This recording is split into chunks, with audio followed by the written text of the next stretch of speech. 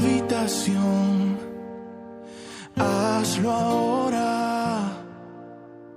Cerraré la puerta y en lo secreto me verás. De que pasaron 1, 2, 3, 4, 5, 6, 7, ya ninguno ungieron por rey. Exactamente, de eso vamos a hablar hoy. Ok, primer libro de Samuel, capítulo 16, versículo 4.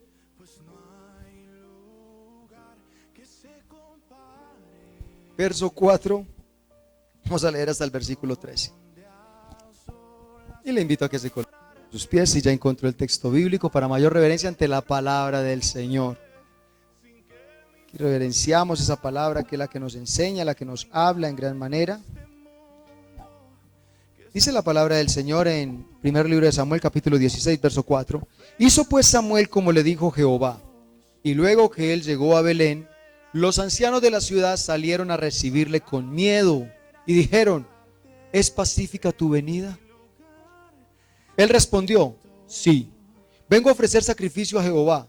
Santificaos y venid conmigo al sacrificio. Y santificando él a Isaí y a sus hijos, los llamó al sacrificio. Y aconteció que cuando ellos vinieron, él vio a Eliab y dijo: de cierto delante de Jehová estás ungido. Y Jehová respondió a Samuel: no mires a su parecer ni a lo grande de su estatura, porque yo lo desecho. Porque Jehová no mira lo que mira el hombre, pues el hombre mira lo que está delante de sus ojos, pero Jehová mira el corazón. Entonces llamó Isaí a Abinadab y lo hizo pasar de delante de Samuel, el cual dijo: tampoco a este ha escogido Jehová.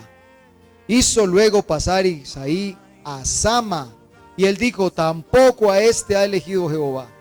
E hizo pasar Isaí 7 hijos suyos delante de Samuel. Pero Samuel dijo a Isaí: Jehová no ha elegido a estos.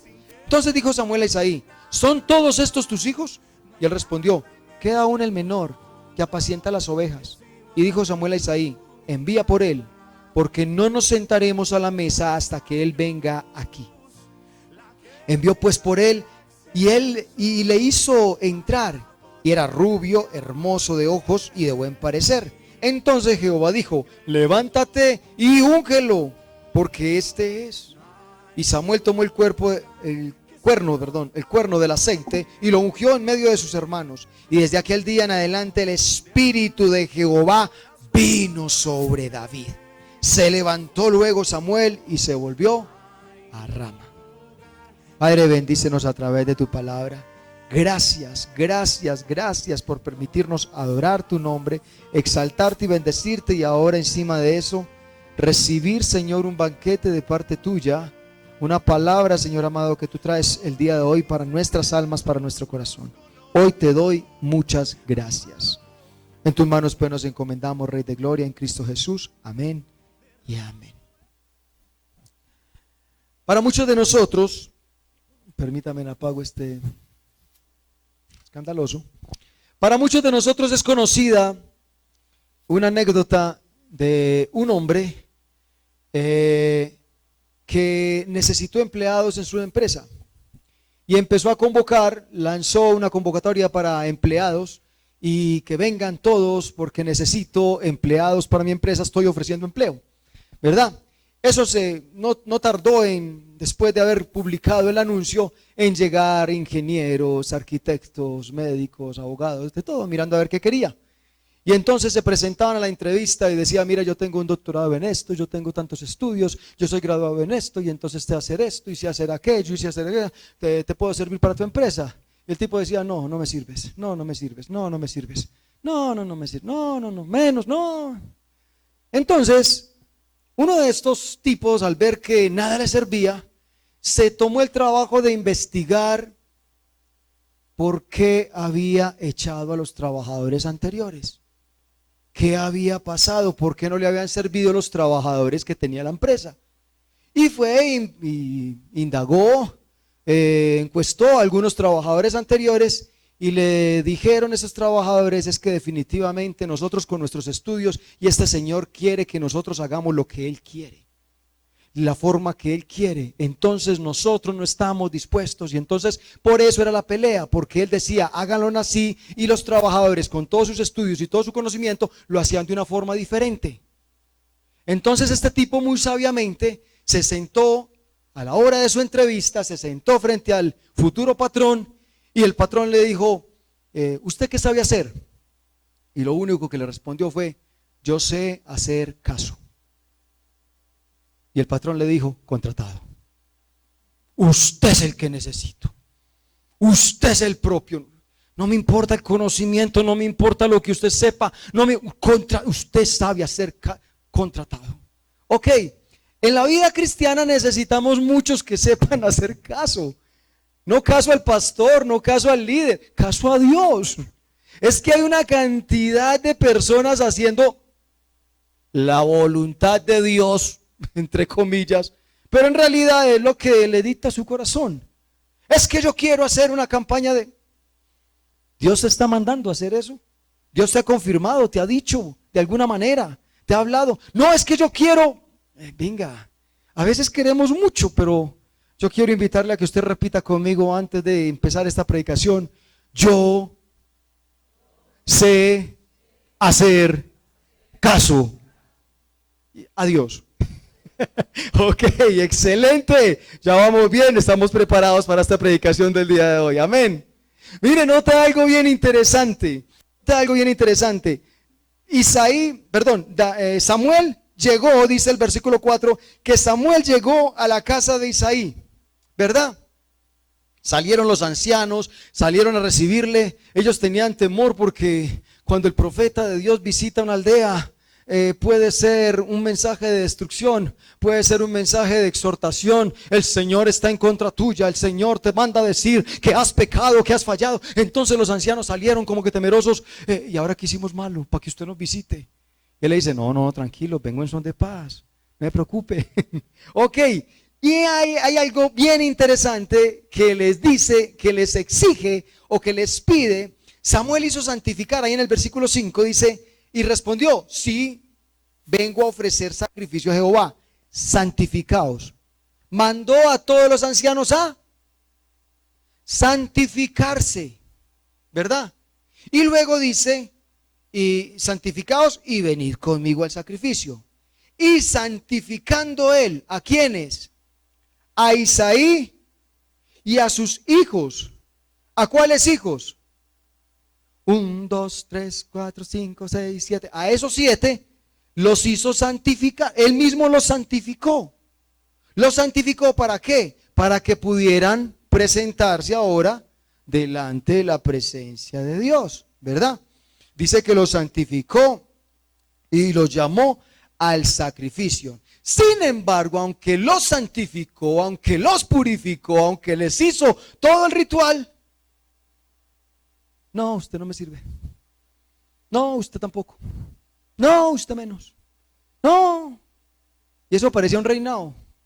Dice que Isaí hacía pasarlos delante de Samuel. Y con ustedes, ¿cómo es que es? Abinadab. No, el Señor dice que no. Con ustedes, Eliab. Nada. Shama. Tampoco. Y cuando se acabaron los candidatos, ninguno de ellos fue. Ahora, una cosa que me llama sumamente la atención es que cuando Isaí hace llamar a David, dice que lo bajan, lo traen, lo mandan a llamar. Él llega allí y lo que se encuentra es que inmediatamente llega David. Dios le dice a Samuel, úngelo, ese es el rey. A mí me surgió una pregunta. ¿A qué horas lo santificaron? Porque él santificó a 1, 2, 3, 4, 5, 6, 7 y a este lo ungió por rey sin santificar. De una, derecho, contratado. Usted me sirvió, contratado de una, entre. ¿Y a qué hora lo santificaron? ¿Quién lo santificó? ¿Cómo fue santificado? Ahora, para poder saber esto, para poder dar respuesta a esta pregunta, esa orden que da Dios de ungirlo inmediatamente, aún sin santificarlo, tenemos que saber un poquito respecto a qué es eso de santificar, ¿verdad? Vamos un momentico a Génesis, vamos a ir un momentico a mirar algunos casos de santificación. Ahora, antes de ir mientras usted busca Génesis, yo le cuento que habían muchos casos por los cuales una persona podía ser impura. Físicamente hablando, una persona podía ser impura porque tocó un muerto, quedó impuro, por un parto, por ingerir ciertos alimentos, por ejemplo un parto, como botaba tanta sangre, todas las cosas, la mujer después de haber dado a luz, y aún quien la recibió, todo eso, tenía que santificarse, lavarse como 7 veces, eso era un proceso completo para poderse santificar. No se podía presentar delante de Dios de una, no, ¿por qué? Porque con toda esa sangre que derramó, entonces quedaba inmunda, ¿verdad? Ingerir ciertos alimentos, por ejemplo, cerdo, o cualquier animal que fuera de pezuña hendida, o cualquier animal que fuera silvestre, todos esos animales, eso hacía a la persona inmunda, ¿verdad? Tocar cadáveres, como lo dijimos al principio, y ciertas enfermedades, como la lepra, como algunas, como la de la mujer que tenía el flujo de sangre continuo, ¿verdad? Todo eso que tenía que ver con ciertas enfermedades físicas y ciertas enfermedades como que contagiosas, también encerrar a la persona dentro de impura, ¿verdad? Pero hay otras cosas que también eran bien interesantes, porque es que en el Nuevo Testamento usted encuentra que los fariseos se apegaron mucho a las reglas de impureza física. Si usted acaba de tocar un muerto, usted es impuro. Las reglas que les acabo de mencionar, pero no tuvieron en cuenta esas reglas espirituales que también hacían a una persona impura. Vamos a mirar de pronto de las reglas interiores. ¿Por qué? Porque si miramos las reglas externas para purificar a David, estaba recién empacado de las ovejas, olía a oveja, y por más bonito y tierno que se vea el animalito, creo que no es que huela muy agradable. No conozco el primer animal que el popó le huela bueno. El hombre olía a oveja, a lana, a sudor, venía del campo. Entonces, físicamente, externamente, a David le tocaba purificarse, santificarse. ¿Por qué no lo santificaron? ¿Por qué no lo santificaron? Dice el capítulo 33 de Génesis, perdón, capítulo 35, versículo 2, capítulo 35, versículo 2 de Génesis, dice que entonces Jacob, escuche esto, Jacob, vamos a hablar de Jacob, ¿verdad? Cuando está regresando con su familia. Dice, entonces Jacob dijo a su familia y a todos los que con él estaban: quitad los dioses ajenos que hay entre vosotros y limpiaos y mudaos vuestros vestidos. Escuche eso. Y levantémonos y subamos a Betel, y haré allí altar al Dios que me respondió el día de mi angustia y ha estado conmigo en el camino que he andado. Son varios los textos en el Antiguo Testamento, en la época de Jacob, en la época de Abraham, donde cualquier persona, en la época de Moisés, cuando cualquier persona que quería presentarse delante del Señor, primero se tenía que santificar, purificar. Usted no se podía presentar delante de Dios de cualquier manera. Y aquí estamos viendo que Jacob, junto con su familia, está diciéndoles: santifíquense, purifíquense, porque vamos a presentarnos mañana, vamos a subir delante de la presencia del Señor y vamos a orar y vamos a visitar y vamos a hacer altar y vamos a hacer ofrenda delante del Señor. Por eso te tienen que santificar. Pero lo que me llama la atención es la forma, las dos formas en las que Jacob quiere que su familia se santifique para presentarse delante de Dios. Lo primero que le dice es: quiten todos los ídolos. Y cuando hablamos de ídolos, es que el pueblo en la época antigua en realidad tenía ciertos amuletos, ciertas cositas. No tenían ídolos grandes a los que adoraban y se postraban, no, pero tenían un montón. Haga de cuenta esas imagencitas que guardan algunos en la billetera todavía, que un detente, que para que cuando venga el mal lo detenga, o que una estampita de yo no sé quién. Haga de cuenta, así más o menos tenían ciertas imagencitas o ciertas cositas que desarrollaban dependencia, que desarrollaban idolatría. Y cuando Jacob se va a presentar delante de Dios con su familia, le dice: quiten todo lo que les represente dependencia, todo lo que les represente confianza, porque si nos vamos a presentar delante de Dios, no quiero que absolutamente nada vaya a arruinar la confianza y la dependencia del Dios de Israel. Santifíquense, purifíquense. Piense por un momento que a nosotros nos exijan eso hoy en día. Yo creo que cuando venimos para la iglesia nos preocupamos mucho por la segunda parte: y mudad vuestros vestidos. Uno para la iglesia saca la mejor ropita. Gloria a Dios por eso, porque sabemos para dónde vamos y a quién vamos a ver. Eso representa. Hay algunas iglesias donde le enseñan a las personas, y he ido a predicar a algunas iglesias donde uno ve a las personas en camisilla, en pantaloneta, ve y uno piensa salió a trotar, salió a caminar, pasó por aquí y se acordó. Él no venía para la iglesia. Y cuando uno habla con la persona: no, yo esta mañana me levanté con un fuerte ardor, yo quería ir para la iglesia. Pero entonces, ¿por qué no te preparaste? O sea, realmente uno tiene reverencia. Yo no soy capaz de presentarme ni siquiera delante del alcalde en esas fachas. Ahora mucho menos delante de un gobernador, mucho menos delante de un presidente.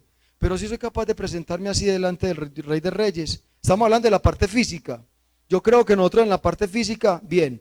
Pero póngase a pensar que usted, antes de venir a la iglesia, le dice: arroje todo aquello que le genere dependencia, que le genere cierta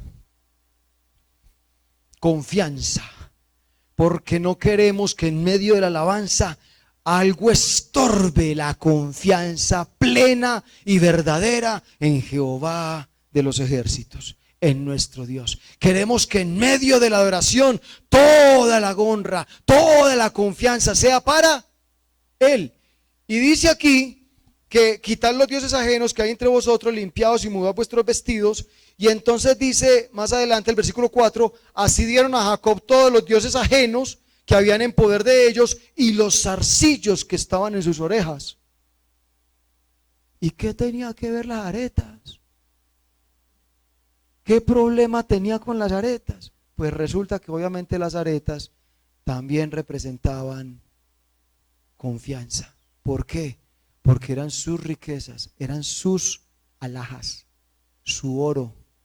Entre más alhajas tenían, entonces automáticamente eso se convertía también para ellos. La familia de Jacob lo entendió. Él no nos está pidiendo solamente los muñecos o las estampitas. Él nos está pidiendo todo aquello que genere cierta confianza. Y nosotros tenemos confianza en que tenemos muchos tesoros.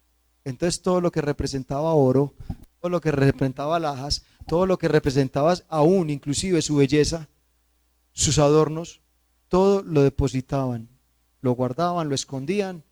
Y dice que él lo escondió por allá en una encina, lo metió por allá y salieron. O sea, eso lo botaron. Se desprendieron por completo para llegar delante de la presencia del Señor y decir: mi dependencia es solamente tuya. Ahorita cantábamos: derramo el perfume. Y realmente la connotación que tiene esa frase es impresionante. Cuando hablamos de un perfume en la época bíblica, estamos hablando de cosas que valían un año de trabajo, un año de salario. Estaban derramando era su confianza, su seguridad, lo que les fomentaba, les daba seguridad, estabilidad económica. Y estaba diciendo: lo suelto en las manos de Dios, sin que me importe nada, sin pensarlo dos veces. Cantábamos ahorita. Creo que después de hoy no vamos a volver a cantar la canción. Más de uno, cuando la estemos cantando, deje así más bien, porque es una cosa, está diciendo todo aquello. Lo que es para nosotros cantar derramo el perfume, era para estas personas arrojar sus aretas, arrojar su dependencia, todo aquello que le genere confianza. Porque entonces con eso estaban diciendo: mi confianza va a estar plenamente en Jehová. Cada persona que se iba a presentar delante de Jehová se tenía que santificar. Y santificar es sinónimo de despojarme de mis confianzas terrenales para confiar en mi Creador. Wow. Ahí damos respuesta a la situación de David. Cuando Samuel llegó, hizo santificar a los hijos de Isaí y a Isaí. Pero cuando llegó David, ¿cómo lo vio Dios? Santificado. Usted no necesita sino cambiarse la ropita. Usted no necesita y no cambiarse lo externo, porque internamente, papito, vea, újalo, ese sabe hacer caso. Ese hombre está preparado. Ese hombre en todo tiempo está preparado para presentarse delante de mí. Ese hombre está santificado. Aún allí con las ovejas, aún allí pastoreando, esquilando, mutilando, no sé, hasta trasquilando ovejas, aún allí en lo que estaba haciendo en su trabajo, mientras suda, mientras trabaja, mientras hace de todo, él se está preparando para depender solo y absolutamente de mí. Ese es. Mira, lo importante no es la capacitación física o la capacitación externa. Cuando nos presentamos delante del Señor, aquí el Señor está diciendo, no mire la apariencia física, porque lo que Dios mira es. ¿Por qué el pueblo de Israel no entendería eso? Porque el pueblo de Israel en la época de Jesús no tuvo en cuenta ese texto bíblico y ponían un montón de leyes y reglas y estructuras físicas y no se daban cuenta que lo que Dios está mirando es el corazón. El corazón de la persona. Estaba mirando el corazón. Entonces, claro, el pueblo entregaba a sus dioses. Y cuando Dios vio a David, al parecer David vivía preparado para presentar. De hecho, David vivía en la presencia de Dios. David cuenta cómo tocaba, por ahí otro texto bíblico cuenta cómo tocaba el arpa mientras apacentaba las ovejas. Mire, yo no sé, yo escucho eso de David. Yo quisiera ser una oveja de David. Oiga, qué ovejas para sentir paz, qué rebaño tan relajado, tan desestresado. Si usted quiere que le dé lana, yo le doy lana. En nuestro contexto yo no me imagino a un ordeñador tocando música cristiana, adorando a Dios, bendiciendo, exaltando en todo tiempo. Yo creo que esa vaca da más leche. En serio, es una vaca desestresada. Y los que son ganaderos aquí saben de qué estamos hablando. Que una vaca desestresada y en confianza con su ordeñador da más leche. Cámbiale el ordeñador un día y verá que le da menos leche. Se estresa. Pero imagínese donde usted ponga un ambiente de trabajo, en su lugar de trabajo, un ambiente de adoración, de exaltación, de cánticos, de alabanza, de glorificación al Señor, y todo el tiempo y usted por allá ordeñando y derramo el perfume sin que me... Eso debe ser maravilloso. Esa vaca yo creo que está que habla, está que canta con usted, que alaba a Dios con usted. Usted por allá martillando en una obra y diciendo al rey, Hosana, el machucón que se mete, pero usted dice gloria a Dios. Mire, lo que la palabra nos está invitando en primera instancia es a estar preparados, estar santificados en todo tiempo. Yo ayer le decía al grupo de alabanza, con base en este texto bíblico, yo les decía, nosotros estamos tocando un instrumento, nosotros estamos aquí dirigiendo una alabanza. Usted no va a saber, usted no sabe lo que Dios tiene preparado en medio de la alabanza. Usted no sabe que el día menos pensado usted está tocando y el Espíritu viene y ¡pum!, desciende. Alguien se para lleno del Espíritu Santo y empieza. El Señor quiere escoger. ¡Wow! ¿Y sabe qué va a pasar? Pasaron 1, 2, 3, 4, 5, 6, 7 y a ninguno. ¿A quién ungieron? Al que estaba preparado. Y todos estaban en culto. Y todos estaban adorando. Pero Dios miró el corazón. Usted tiene que estar preparado porque Dios se puede manifestar en cualquier lugar, en cualquier parte y a cualquier hora. Yo le pregunto, ¿usted viene preparado para que el Señor se mueva en medio de un culto, en medio de un servicio, en medio de lo que sea, usted vino con su corazón preparado, santificado para prepararnos delante del Señor. Ahora, Samuel ve a Eliab y esos ojos se le emocionaron creyendo que ahí estaba el nuevo rey. ¿Por qué se le emocionaron los ojitos a Samuel? Porque él estaba buscando un reemplazo para Saúl, ¿no es cierto? Eso es lo que nos dice la palabra, que Dios lo mandó a buscar un reemplazo para Saúl. Y la verdad es que lo que Samuel no había visto es que reemplazar a Saúl era tan fácil. Cualquiera puede reemplazar a Saúl. Piense por un momento en un rey que a la hora de la batalla es el último de la fila, protegido por todo, escudándose con todo su pueblo y está temblando de miedo. Así dice que se colocaba a la hora de la batalla. Era Goliat, allá, que se levante alguien, pelear conmigo, esto y lo otro. Saúl era el más grande de todos, era el más alto, el más fornido, y por eso el pueblo lo escogió como rey, ¿verdad? Pero era el más miedoso, el que más corría a la hora de la verdad. Dígame si no era muy fácil reemplazar a Saúl.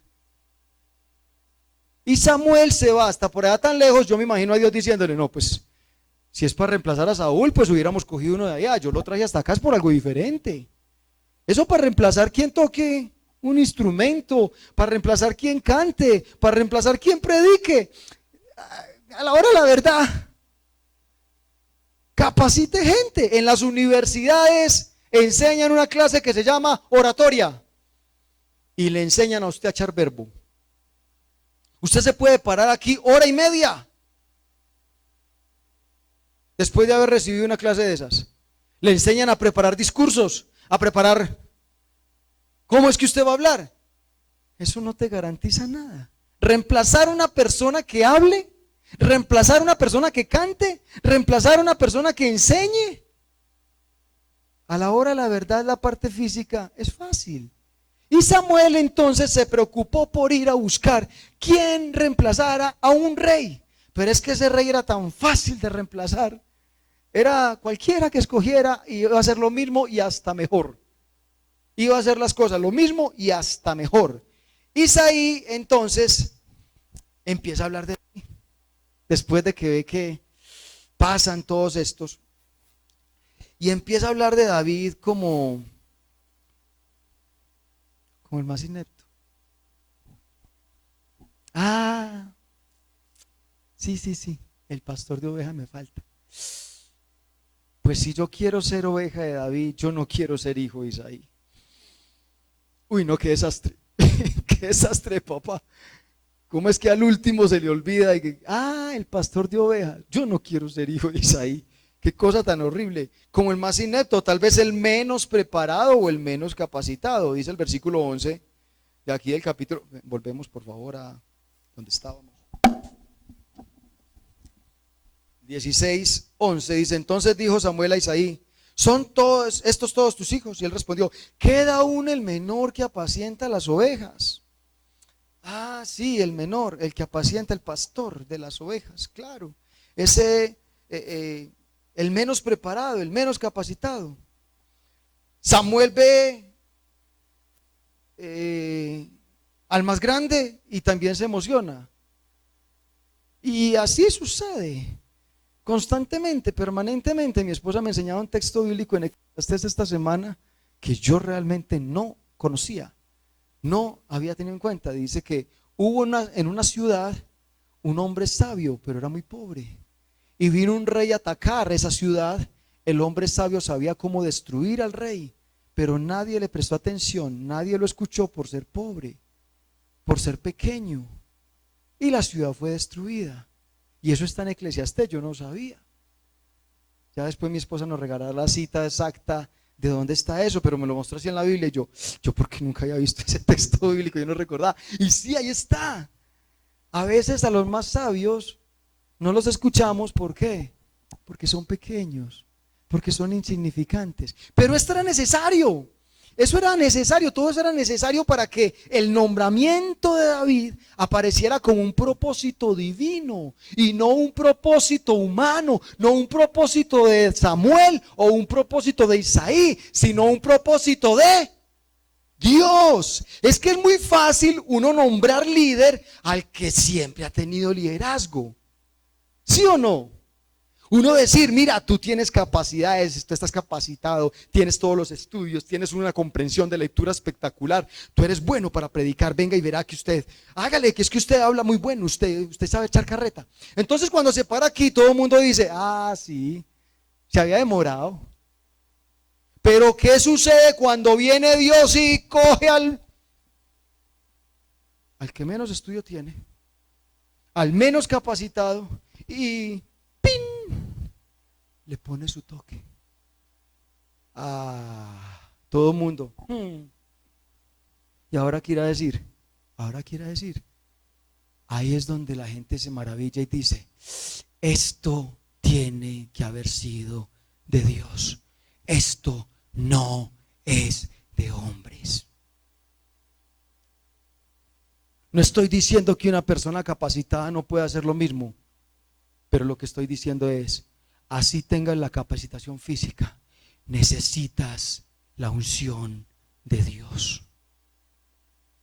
Y que aún por encima de tu capacidad física, por encima de tu estructura, por encima de tu conocimiento, por encima de tu capacidad de tocar un instrumento, por encima de tu capacidad de hablar y predicar, y por encima de tu capacidad de cantar, se note, se vea, se haga visible la unción de Dios en tu vida, el toque de Dios en tu corazón.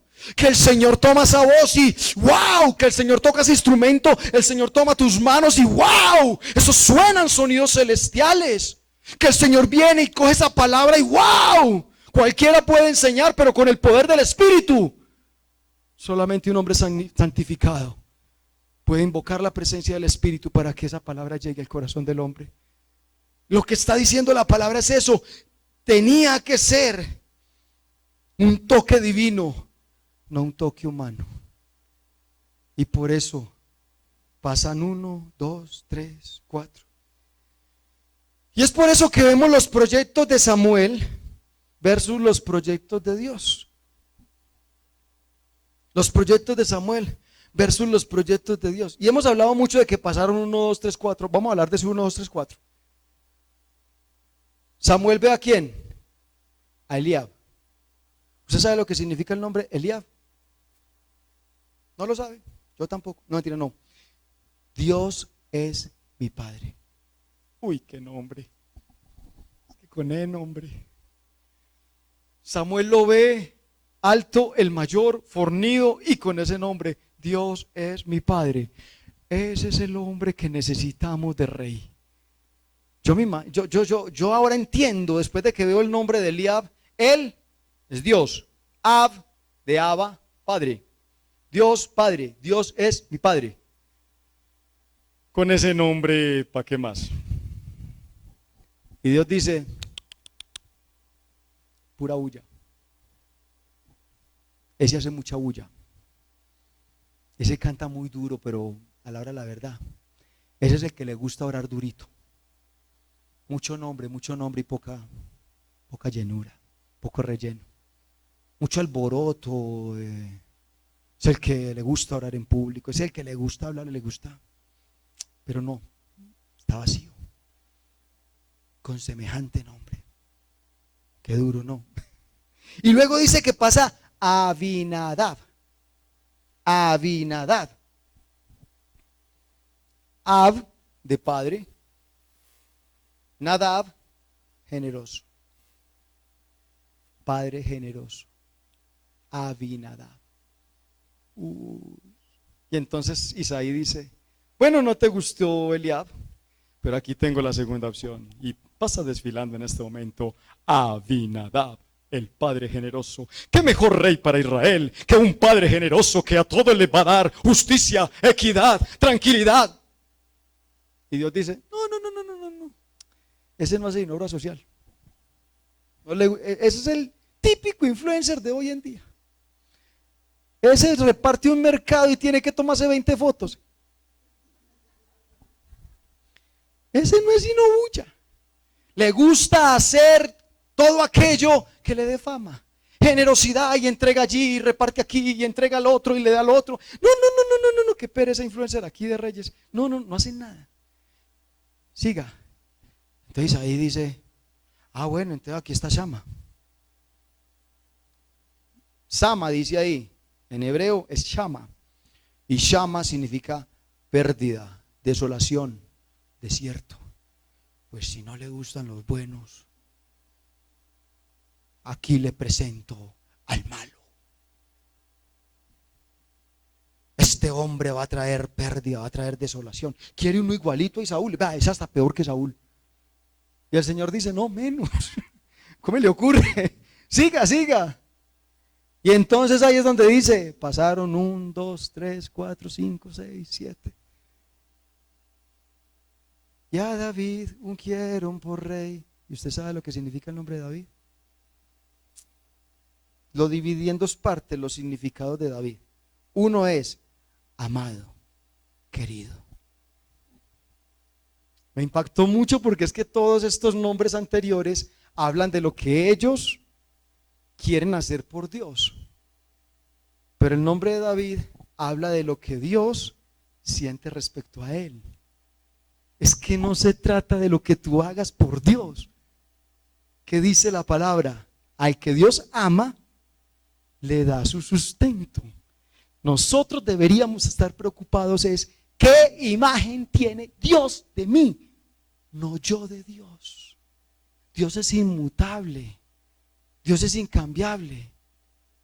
Y por eso decía al principio, tantas personas con tantas capacidades, tantas personas tan diestras, pero no saben hacer caso.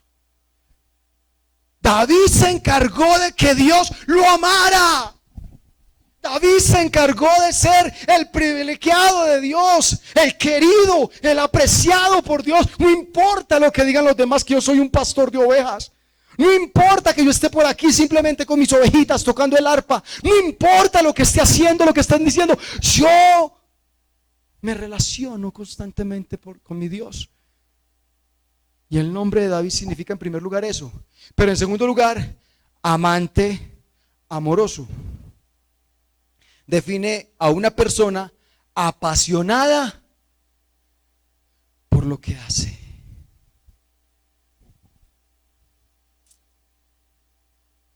En estos días veía un video de unos niños en una banda, varios niños con trompeta.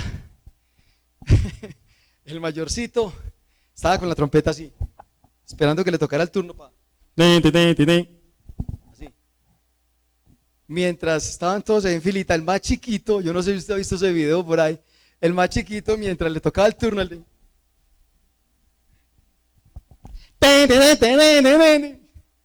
y colocar el ejemplo, cuando sientes pasión por lo que haces, cuando no estás ahí por cumplir el requisito. Era hermoso ver ese niño ahí, y hágale, y feliz con la música y tal, y era una banda de tinter, y el de y tocaba con un sabor, que eso antojaba. Así es el ministerio de los que aman con pasión lo que hacen. Así es mi contagia, tiene ese toque de Dios. David cuidaba ovejas, pero con un swing, con una pasión, con un deseo de agradar a Dios con lo que estaba haciendo. ¿El que se iba a imaginar que más adelante esos osos que tenía que matar, esos leones que tenía que acogerlos por la quijada y matarlos para proteger a sus ovejas, le iban a servir como carta de referencia para hacer el que iba a matar a Goliat delante de Saúl? El que se iba a imaginar que eso que estaba haciendo allá, alguien algún día se iba a interesar por ello. Él estaba protegiendo una oveja, venía un león. ¿Cómo es que es? Y entonces se enfrentaba al león con pasión por lo que hacía. Y ahí sí, como dice ese filósofo de apellido Díaz, si vas a ser zapatero, que seas el mejor. No importa la profesión que tengas, no importa lo que vayas a hacer, glorifica a Dios a través de ello. Y hazlo con pasión, hazlo con gozo, hazlo bendiciendo a tu hacedor, bendiciendo al Rey de Reyes. Y eso fue lo que le gustó a Dios, que David tenía pasión por él, que todo lo que hacía. Mientras que a Abinadab le gustaba hacer lo que Todo el mundo veía. Abinadab tenía una gran pasión por el público. Eliab tenía una gran pasión por sí mismo. Y Chama, pues ni hablar. Yo no sé por qué tenía pasión, por la guerra, por la destrucción, por acabar con todo el mundo. Pero David tenía una gran pasión por Dios. Los planes de David, perdón, los planes de Samuel, los propósitos de Samuel versus los propósitos de Dios. ¿Y por qué hablo de la diferencia y el contraste entre ambos propósitos? Porque es que Samuel llegó buscando un rey, ¿no es cierto? Y si miramos en la Biblia, ¿quién fue el sucesor de Saúl? Todos estamos de acuerdo. ¿Quién fue el sucesor de Saúl? David, ¿no es cierto? En eso estamos de acuerdo. ¿Quién fue el sucesor de Samuel?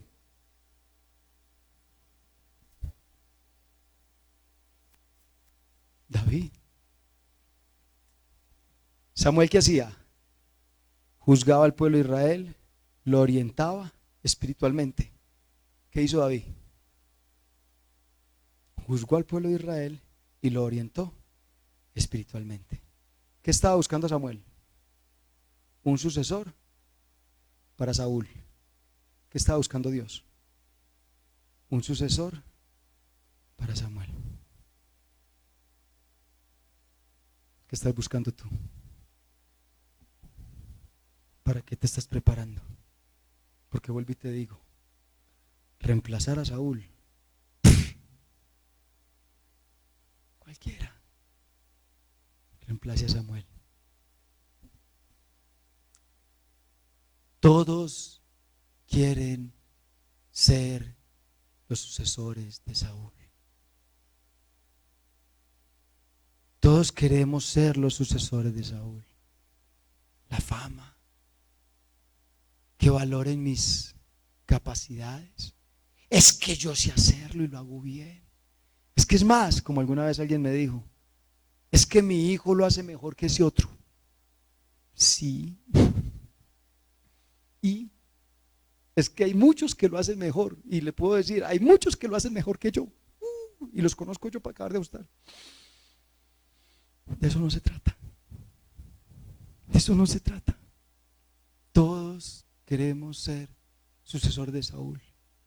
Pero Dios estaba buscando el sucesor de Samuel.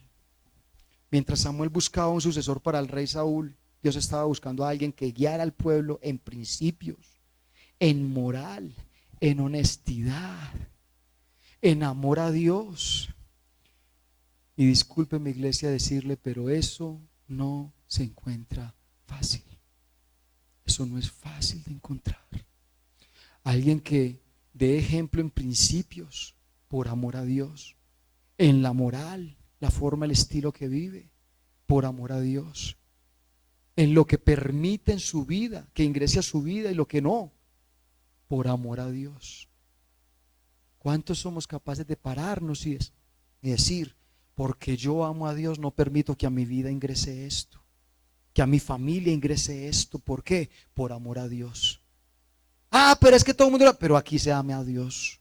Yo amo a Dios y no voy a permitir que esto esté cerca de mí.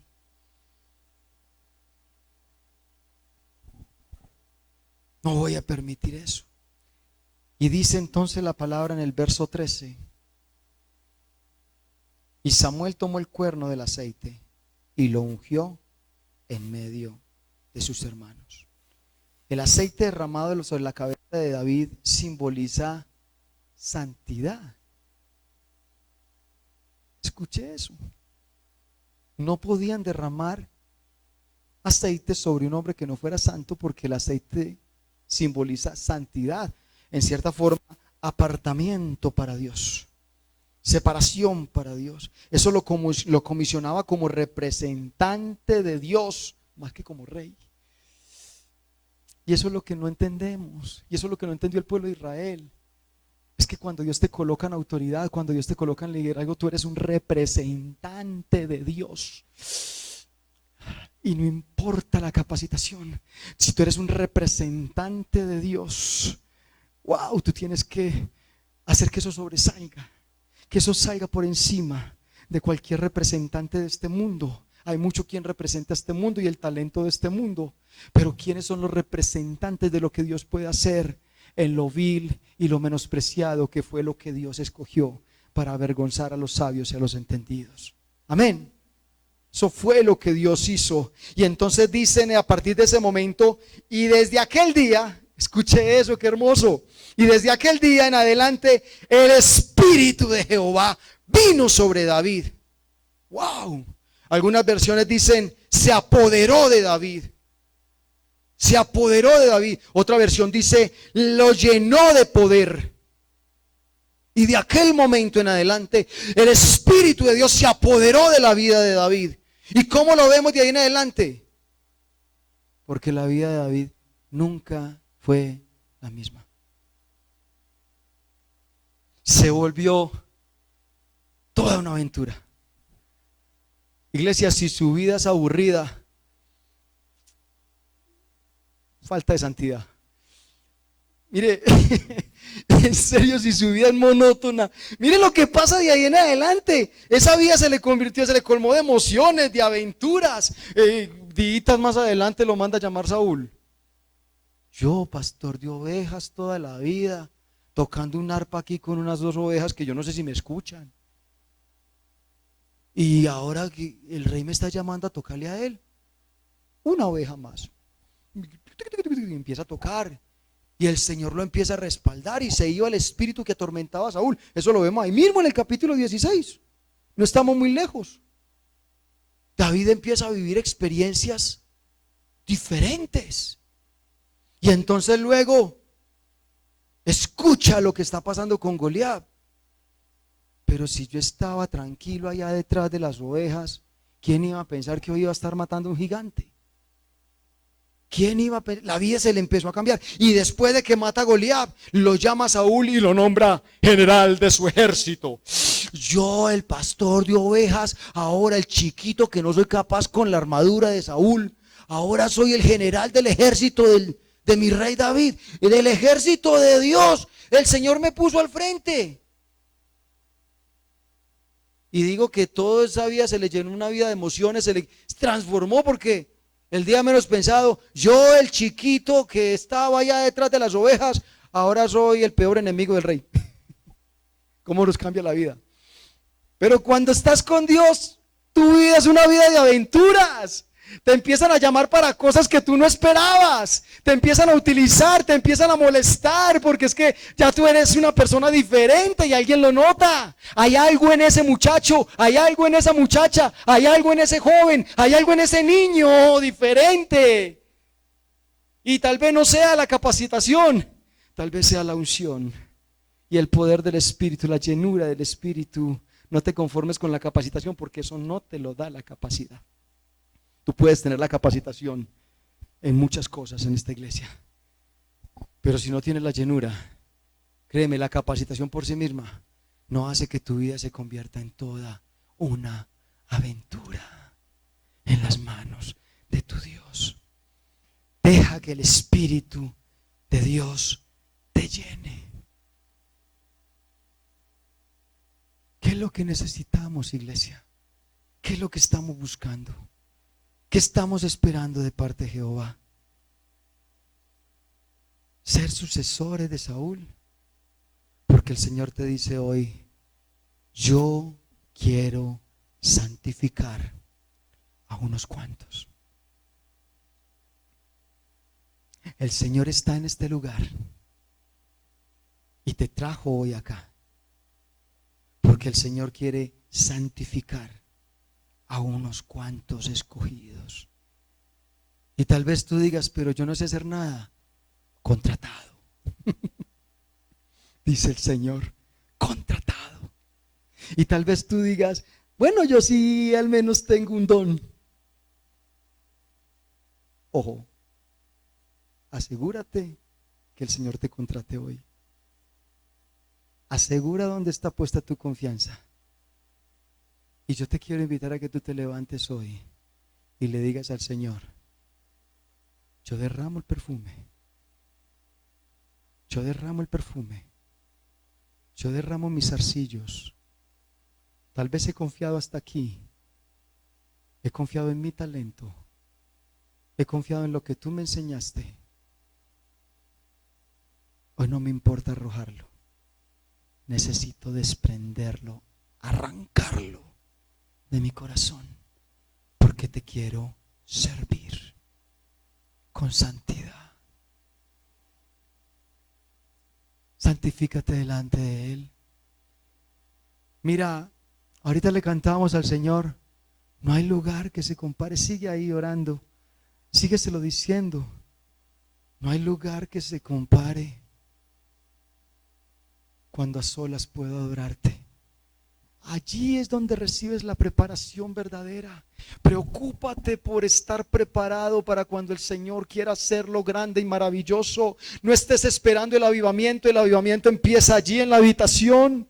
No estés esperando que el Señor pase con una oleada de su espíritu, moviendo y tumbando a toda la iglesia. Déjate tumbar, deja derribar tus ídolos, deja que el Señor pase por tu habitación y derribe la idolatría. Deja que el Señor pase por tu casa y derribe las dependencias, y dile al Señor: ahora dependo de ti, solo quiero depender de ti, solo de tu espíritu, Señor, solo de lo que tú quieras hacer. No sé hacer nada, no sé hacer nada, y así sepa hacer algo, no tengo nada, absolutamente nada que ofrecer. Yo derramo mi dependencia, derramo mi confianza. Solo llena la habitación, solo llena la habitación con tu presencia y santifícame. Santifícame. Es el lugar donde quiero estar, es la presencia que quiero tener, es la llenura que quiero vivir. Solo allí, Señor. Donde a solas puedo adorarte. Tal vez tú estás cansado, estás cansado de intentarlo.